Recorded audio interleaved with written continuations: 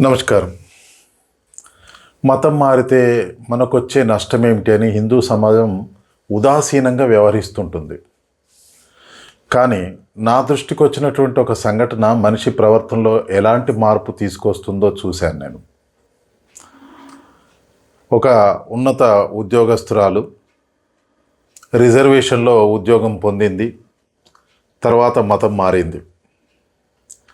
మారాక ఆమె ప్రవర్తనలో ఎలాంటి మార్పు వచ్చిందంటే, బతుకమ్మ పండక్కి ఆ ఏరియాలో ఆడపడుచులు పువ్వులు తెంపుకోకూడదని ముందు రాత్రే ఆమె పువ్వులన్నింటినీ కూడా తెంపేస్తుంది. అంటే అర్థం ఏంటి? ఆమెలో అంతకు ముందున్నటువంటి సౌభ్రాతృత్వం, ప్రేమ అనేది నశించి ద్వేషం పెరిగింది. ఇంతకుముందు వీళ్ళందరితో కలిసి జీవించేది. కానీ ఇప్పుడు వీళ్ళు పూజిస్తున్న దేవుళ్ళను మాత్రమే కాదు, ఈ వ్యక్తులను కూడా ద్వేషిస్తుంది.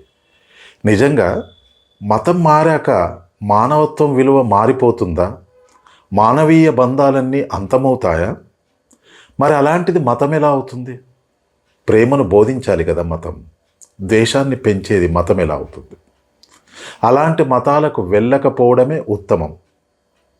మన పిల్లలకి, మన వాళ్ళకి, అంటే హిందువులకి ఈ విధమైనటువంటి అంశాలు నేర్పించకపోవడం హిందువుల యొక్క తప్పు.